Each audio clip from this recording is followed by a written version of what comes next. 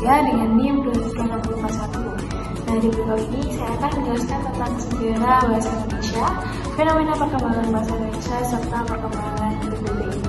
Selamat menyaksikan. Dilansir dari laman resmi Kemdikbud, Bahasa Indonesia lahir pada tanggal 28 Oktober 1928. Nah, bertepatan dengan diadakannya Pertemuan Pemuda Indonesia yang menghasilkan Sumpah Pemuda.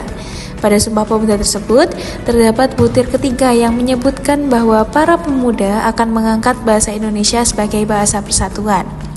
Nah, berawal dari peristiwa tersebut, pada 18 Agustus 1945, melalui Undang-Undang Dasar Negara Republik Indonesia, bahasa Indonesia secara resmi diakui sebagai bahasa negara.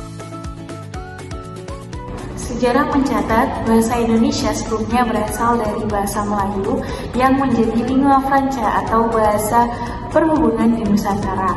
Nah, bahkan Melayu ini dipakai di kawasan Asia Tenggara sejak abad ke-7. Nah, saat itu bahasa Melayu digunakan juga sebagai bahasa perdagangan oleh para pedagang dari luar Nusantara. Untuk buktinya, penggunaan bahasa Melayu ini juga dapat dijumpai pada beberapa prasasti, seperti prasasti Talang Tuo di Palembang dan prasasti Karangbahi di Jambi. Sejarah perkembangan bahasa Indonesia juga dapat disorot pada sejarah zaman Sriwijaya yang menggunakan bahasa Melayu sebagai bahasa pembelajaran budaya hingga penyebaran agama. Nah, dijelaskan dalam situs Direktorat SMP Kemdikbud, bahasa Melayu ini menyebar ke pelosok Nusantara bersamaan dengan menyebarnya agama Islam.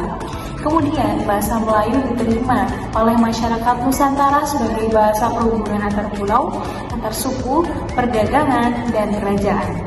Pada era perjuangan kemerdekaan, bahasa Melayu kemudian dapat diketahui dalam persiapan Kongres Pemuda tahun 1926.